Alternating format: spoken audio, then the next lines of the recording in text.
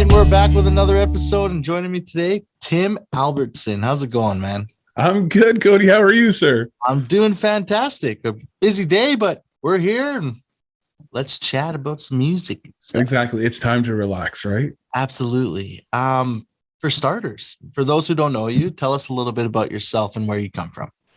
Well, I am a 32-year-old Canadian country artist. I am from a town of Thunder Bay, Ontario, which is smack dab in the middle of nowhere in northwestern Ontario. So I'm 8 hours away from Winnipeg, and I'm about 20 hours away from Toronto. It's a really secluded town, but the cool part is that if you travel the Trans-Canada Highway, it has to pass through my city. Therefore, we get a lot of awesome shows. Okay. In town. So we've had like Gord Bamford, Aaron Burchett, like all these acts that are traveling throughout the towns, and they always usually hit up the major cities. They also come to our town. With me being a Canadian country artist and eager beaver, I reach out and I got on to a couple of those shows to open for them in Thunder Bay. So that's how I got my start. When I was 7 years old, I went to a show and it was George Canyon. And I think, the picture's up in the middle there. Yeah. So George Canyon, he came to town and he had just won Nashville Star, but in my city, nobody else kind of knew him other than the country fans. So he came to the auditorium and he was doing a complete Christmas show. So I went to the show and we got third row seats, my very first concert I ever went to. And we got third middle row, and in between me and my mom, there was a girl that was 9 years old, and there was another lady on my mom's side that was 90. So, and they're both just standing and singing along and applauding and just having the time of their lives. So when I was younger, I knew that I had the singing bug from my grandmother and from my dad and from my mom. Everybody around me sang. So not the greatest, but they sang. So, so I just kept humming a tune when I was younger. And then the only radio station in our town was the country station. So that's the one that I listened to in the trucks with my parents and at home when you're sitting in the middle of nowhere. So country music came to me naturally. So I knew I wanted to be a country singer. And then when I went to go see George Canyon, that was the moment where I looked at it and I was like, wow, like this has such a wide lifespan in a career. Like you can look at pop music and you can look at rock music, and unless you are the number one in that category, the lifespan can be very short for you. Sure. I look at the likes of like Faber Drive and even Headley. Yes. Before everything that happened with Jacob. Anyways, Headley was kind of on their way out in a little bit. Their fans are starting to disappear, but in country music, it always seems like they always keep coming towards you. Doesn't matter if you're 9 years old or 90, everybody has a story to listen to. 100%. Yeah, so that was the whole reason why I was like, okay, like country music was going to be my thing. So then I started reaching out and I started opening for all these people. So in Thunder Bay, I'm like the big fish, I guess you would call me. I don't feel that way, but that's from talking to other country artists. When I mention these names, they kind of get a little wide jawed and they're like, how did you get to play this show? And I'm like, are you kidding me? You're doing 5 shows a week. How do you get to do that? Yeah. So that's how I started making my way. And then when COVID ended up happening, I was obviously a little bummed out. We were doing a huge festival called Country on the Bay, which is coming to Thunder Bay. It's Dauphin Country Fest sister festival. Yeah. So they have like Toby Keith and Brett Kissel and Johnny Reed and Terry Clark. Those are the 4 main headliners. And then basically every other main Canadian country artist is coming onto that show as well. So I was fortunate enough to be able to get onto that show, and I was really looking forward to it. COVID shut it down, completely scrapped it for 2 years. They're now bringing it back. I haven't heard anything from me, but they are bringing it back for this year. But yeah, so I was bummed as hell, but at the same time, I was like, wait a minute. If I can't do this and nobody else can do this, then everybody else is on the same playing field. That's right. So now everybody has to be behind a computer pretty much. And unless you were doing live streams before, you really don't have the upper hand on anybody. Right. So I was like, okay, well, let's do some live streams and let's start meeting other people. And from there, I found a place called Barry's Live Music Show. And they were a Facebook group. I know I ramble on a lot. I apologize. Keep going.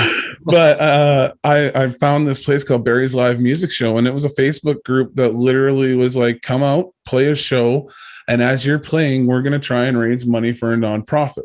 Yeah. So I was like, wicked. I love that idea. Plus, it was a place that was close to Toronto. I've been through Barrie before. I'm pretty sure me and my old man stopped at the McDonald's right outside of Barrie because that was the only place that allowed transports at the time.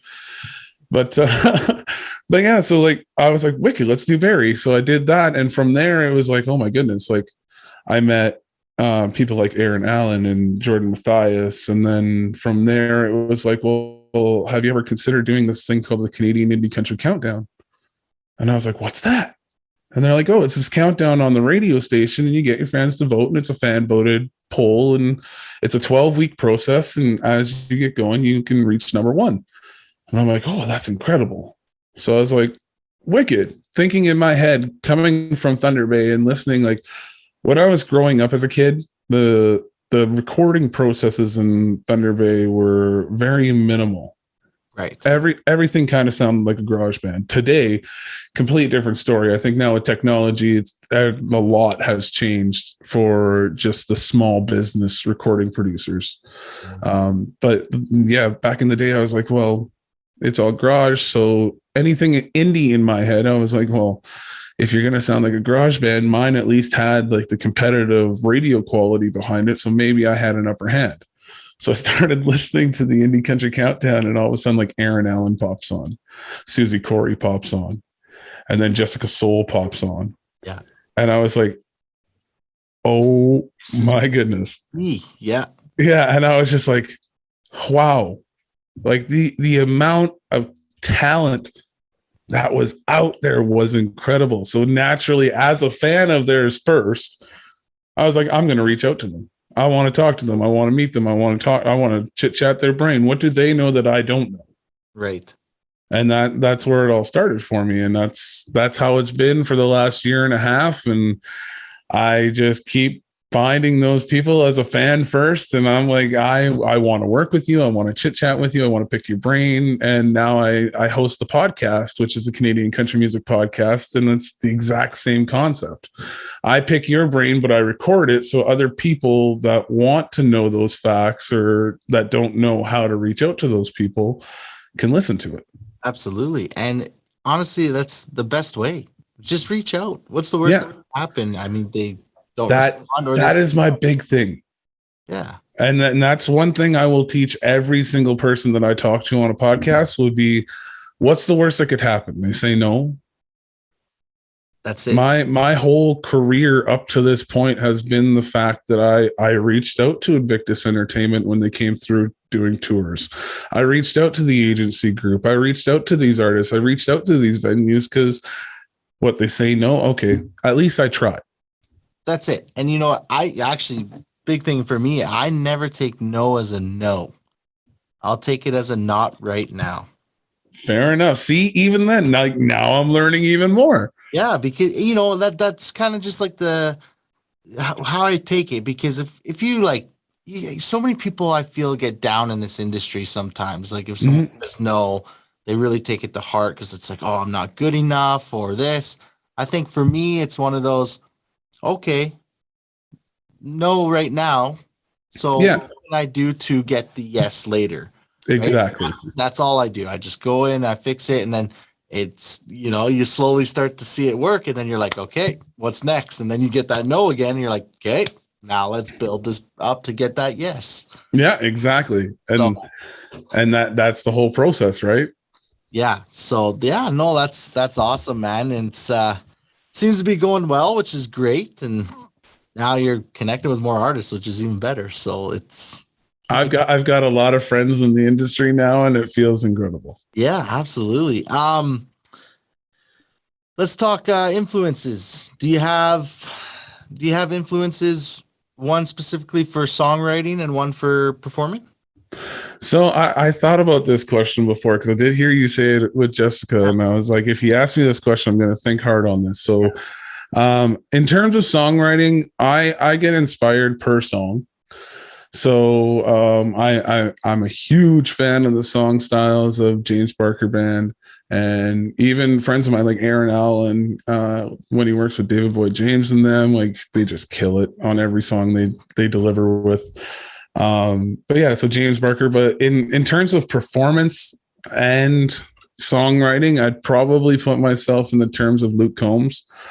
I do have that big growl when I want it to be there, but I also have the softer touch. Yep. So yeah, I would put it probably with Luke Combs in the whole universe of things, and then like Eric Church and a couple others here and there. But even growing up listening to music like Joe Diffie and Rascal Flatts, even early Kenny Chesney, Tim McGraw, like it, for me growing up living in the middle of nowhere, all those songs had a meaning for me, whereas like a teenager in the middle of the city probably wouldn't understand those concepts of the songs. So that would make sense that they would move on to pop music and then maybe later on come back to country music. But yeah, for me, it was just like heartache, trucks, farming, early drinking, getting into crap. Yeah. Yeah. It's funny you say like people going back to the pop and stuff, pop music, and I'm new to country. I mean, I've been since I started the interview series. I knew like I wasn't huge into country, and then once I got a couple country artists, everyone seemed so they just welcomed me in. Oh yeah, and it felt so good to where like the pop scene was a little different. I found right, so I was like, oh, this is great, and then I just like built all these connections in the country scene, and then everyone's been, like I said, super welcoming. So I've just been going with country. I've learned new artists. Some of my favorite artists are now like country artists. So boom, conversion successful. Oh, they brought me in, and I'm here to stay, kind of thing. Like it's interesting how that I don't know, the country scene, man. It's good. I love it. I agree with you. So when I was younger, the way I got my foot into the actual music business aspect of it was I was promoter. Right. So I would actually go out and I would promote these shows. I'd get the venue, I'd put the posters up, I'd do the social media, I'd make sure the tickets were all printed, make sure I had security, made sure all the artists were fine. And I was that guy at, I don't know, 16.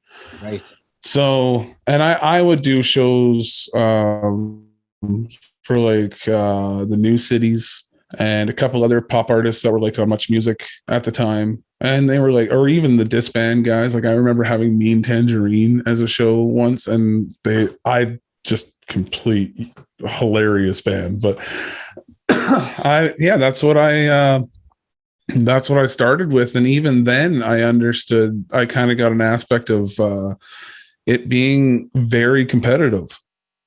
And like stomp on your toes, and I will do whatever I have to get to number one. And me growing up in the middle of nowhere, having these small town roots where everybody helps everybody, doesn't matter if the person's unable to help you back later on. That's just being a decent human being. Right. So I didn't like that aspect, but my friends, they all loved this kind of music, and I wanted to play with my friends. So I started singing it back in the day. So I did a band called Backroads and another band called Mackenzie Heights. And we did shows like that where we'd play for Much Music. But even in my heart, I was like, one day this is going to fall apart, and I'm just going to go back to country. And exactly within like a year and a half of everything going really awesome for us, about to do a tour, everything just fell apart one day, and back to country I came. And now you're here to stay. Always. Yeah, absolutely. Okay, man. Let's talk about your newest single, Gonna Get Loud. Tell us about this and how it all came together. So this one was another like inspirational moment. It was me and Jeff Catto were doing a conversation on the podcast, and Jeff Catto is absolutely incredible. You've had him on the podcast yourself just recently, and he is genuine and wholesome. And I I draw to those type of people.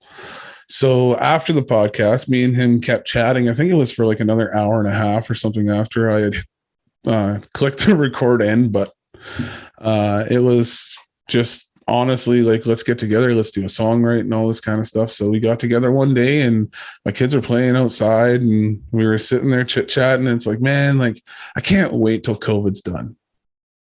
And we were just getting into the summer. In Thunder Bay, we have summer for about 2 weeks. Oof. Yeah. So like late July, early August, it's like beautiful and hot. Like you hate being outside heat.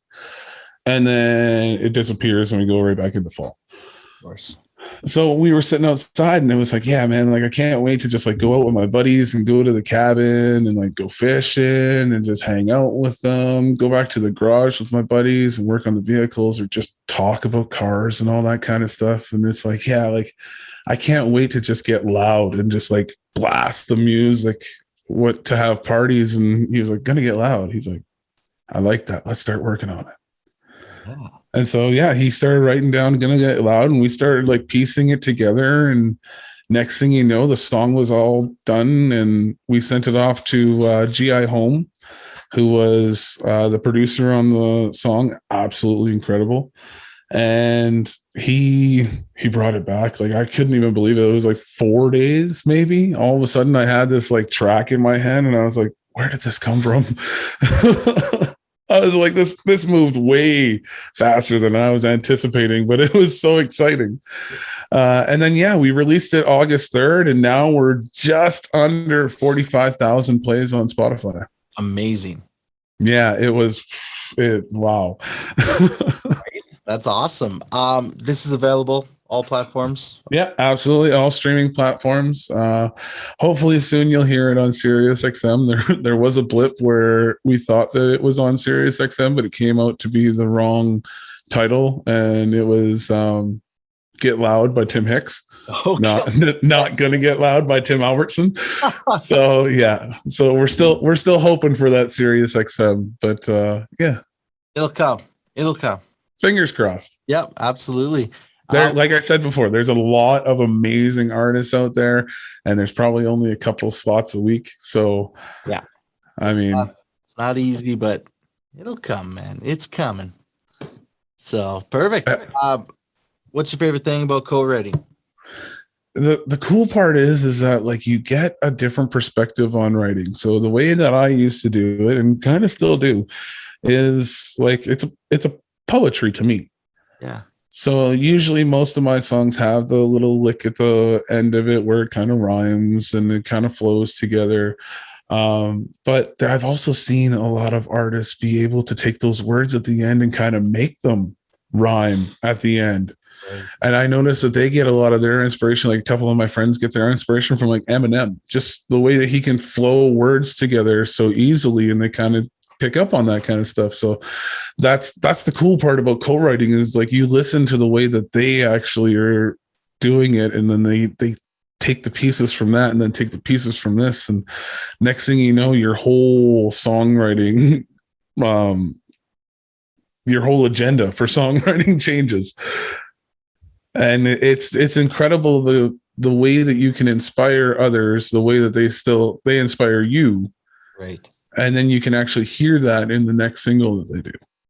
Right. Interesting. Mm-hmm. All right. Weirdest, most awkward way you've ever come up with a song? Do you have a moment? Yeah, we can go kind of awkward with this one. Right. My first big hoorah moment in country music was a single called Nothing Beats Home. What? And Nothing Beats Home was literally exactly that. Like the whole concept of I had left my hometown for almost a decade, if not a decade. And I never went back home other than to go see my mom, go see my family, and then leave. And the whole reason was because I was that kid that was the shithead that, I guess I should ask, can I swear on this? Oh, yeah. Okay, perfect. But yeah, so I was the shithead that, you know, I used to do stupid things when I was a kid, get in trouble with the cops. I used to drive way too goddamn fast on the highways and get in trouble with the cops. Basically everything I did, I got in trouble with the cops. Yep. Not a bad kid, just in the wrong place at the wrong time. Fair enough.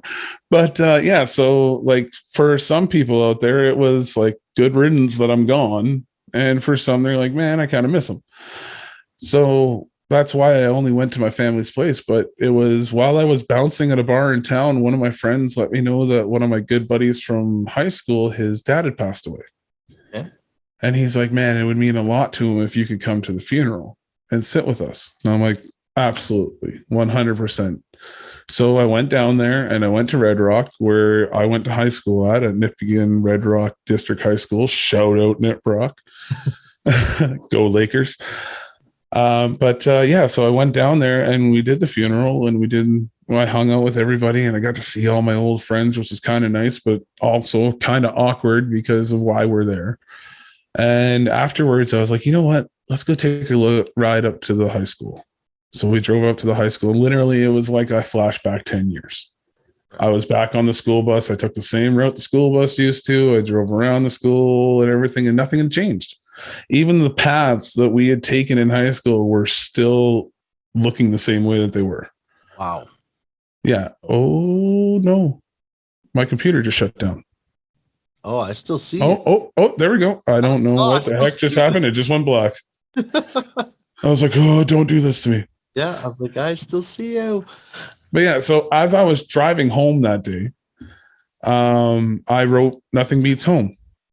And I was like, you know what? I'm gonna put the nostalgia in there. So do you remember the time where we laid the black strip down on Red Rock Road? 100% true. You remember the time when we used to run away from the blue lights? 100% true. Yeah. And I just wrote it all down, and I'm like, but nothing will ever beat home. The concept of being home and seeing family and seeing friends and having that community style will never, ever lose its appeal to me. Yeah. So I absolutely love that song. It got 75,000, I think it was, on Spotify or on SoundCloud, because I don't even know if Spotify was really a thing at that time that I released that song. Yeah, SoundCloud. But yeah, so SoundCloud, I think it got 75,000 plays on it. And yeah, it was literally because a friend of mine's father had passed away, and I went home to go pay my respects. Awesome. Had that not happened, and had they not walked into the bar that day coherent, I would have never had Nothing Beats Home. Yeah. Fair enough. Mm-hmm. Hey, awesome. Your newest single, do we have plans for a music video? Have you done one? I've contemplated that, but at the same time, living in the middle of nowhere, it's hard to get that kind of concept for a music video. Yeah. However, by sheer luck and having the awesome friends that I do, I've made contacts. So actually, random fact, a buddy of mine who used to do music with me, who was in a band with me way back when, he now is one of the owners of Roadhouse Productions. Oh wow. Yeah, so AJ Astle is one of those guys. And yeah, so we got chit-chatting one day, and from there now I have AJ, and a music video will be coming, but I don't know if it's going to be for Gonna Get Loud. It may be for the next single coming out. Yeah, that's fair. You should do like I think I saw online you did. Oh, you've done a couple acoustic things, but you had one specific one, and I was like, I like this style. Yeah, you probably heard the one that I released, If You Can See Me Now. That may be it. Yeah. That's the unreleased track. That one will be coming out, but to be honest with you, it's a song that I hold really, really close to my heart. Okay. And it's because of the last verse has a lot about my dad in it. And my dad had passed away on my 30th birthday. So it's been just over 2 years now. Oh, geez. Sorry to hear that. So I hold that one really close to my heart. And it's basically to the point where when I absolutely know who my producer is, because I'm still so new to it. So I keep looking around at other producers because I just want to see the vast majority of it and see what the options are. When I find the one, that's when that song will be released. Okay, that's fair. Mm-hmm. It's fair. The right. Yep. I'm like trying to think. Like I'm like, oh yep, I totally Yeah. agree with you. That's just the way I look at that one. Like it's so close to my heart. It has to be perfect for me. So it won't. That's as close of a release that you'll hear from it. Yeah. Until it's actually ready. And I think that's gonna even make that song even better. Just knowing that you have the right producer, it's the right song, it's the right. You know what I mean?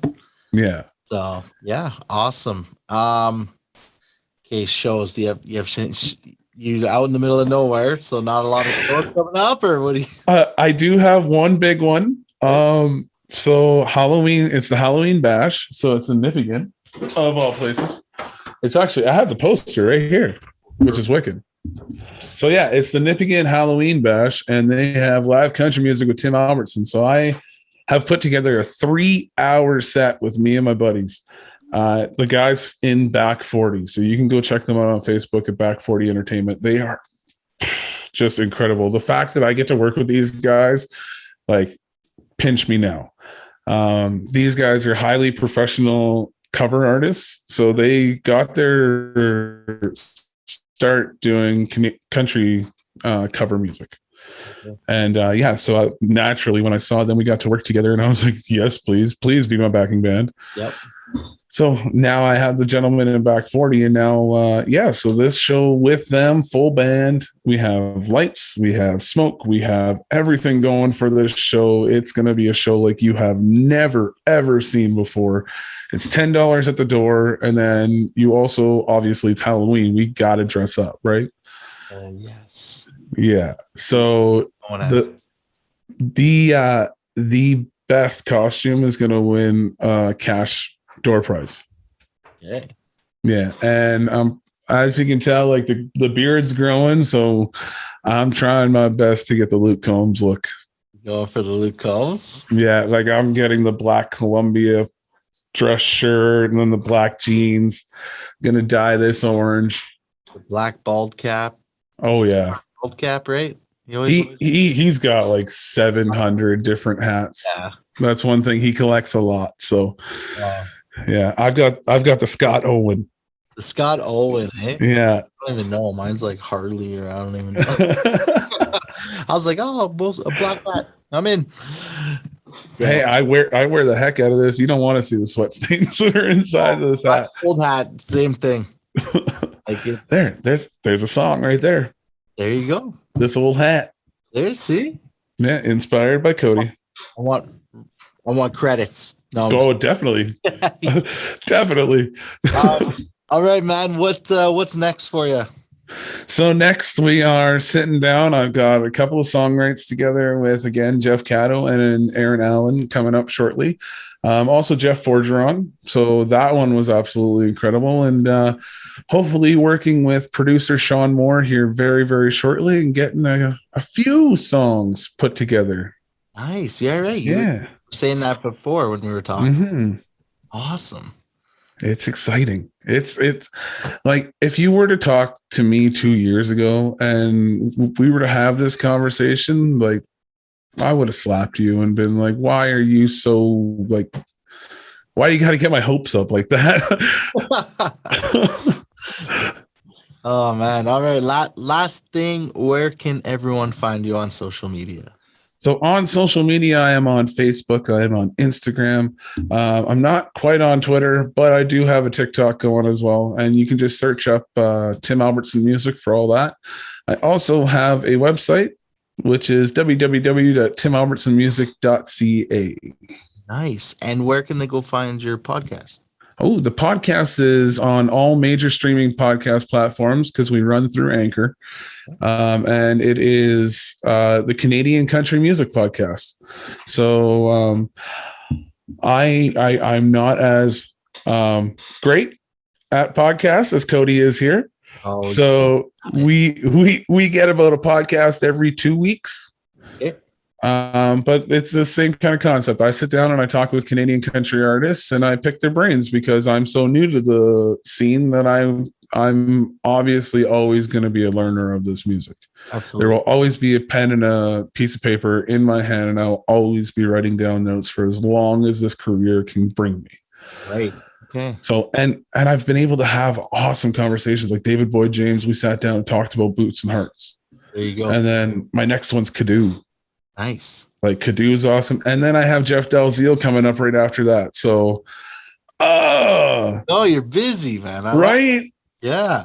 There's just audio, or do you do video as well? I do video as well. So that's also on YouTube. So, and the YouTube people, if you do subscribe to it and hit the notifications, we also go live chat. So while it is premiering, myself and the artist are in the live chat, so you can actually sit there and you can chit chat with us. And if you hear something that you want a little bit more explanation on, or if you just want to, go complete fangirl on them, that we'll be sitting there and we'll respond to all of it. Very cool. I like that. Yeah. Hey, all right, guys, go grab his newest single, Gonna Get Loud. And Tim, man, thanks so much for chatting today. Absolutely. Codi, thank you so much. This is awesome. Absolutely. And yeah, let's keep in touch. Let's chat. I honestly remember seeing your Tyler Shaw one, and Tyler Shaw was huge for me when I first started watching YouTube. Tyler Ward. Oh, Tyler Ward. Sorry. Tyler Ward, yeah. Yeah. But so, yeah. Shaw on, though. Eh? I would love to get Tyler Shaw on this. Yeah, fair enough. Yeah. Yeah. Tyler Ward was big for me. I chatted with him, more than 10 years ago. Mm-hmm. It was like, he was big already, but he's still rising. Yeah. And it's just a kind of crazy. 10 years later, I got into this stuff, and then I'm like, I'm gonna shoot my shot and see if he'll, and then he's just like, yep, absolutely. And that's great, because it's like, I had his personal info from back in the day. So it kind of worked out that I had that, because, who knows if those artists would respond if you hit them up on Instagram or anything like that, right? Mm-hmm. So I got lucky, but I'll take it. It was great. He's great, and he's still killing it. So I was the same way when I first started doing music. When I wanted to transpire into the pop kind of side, I would watch his videos. And I would be like, okay, so and I'd watch his fingers, because they would have the guitar on there, so you can see the chord progressions. And I was like, now I know how to play Baby, and now I know how to play Break Your Heart. And I was like, this is wicked. Or Break Even. I think there's even if you search deep in YouTube, you'll probably find a video of me doing all those songs. And if you put me and Tyler Ward's renditions together, they're probably pretty damn close to identical. I just like those type of videos those are the type I like. That's why I was saying the acoustic style. Mm-hmm. I love that style, right? So it he's awesome, and it's crazy. He's just how much he's growing, and I kind of got to see it. I almost kind of followed it, went with it the whole way, right? So yeah, it's very cool. And then he'd bring out his original song, and I would just be like, you have this in your back pocket? Why are you doing covers? This guy's got songs on songs on songs. Yeah, we could chat another hour and a half of this. We could. Cool, man. All right. Well, yeah, let's keep in touch. 100%. Yeah, and take care, man. Enjoy the rest of your day. You as well, man. Take care. All right, see ya.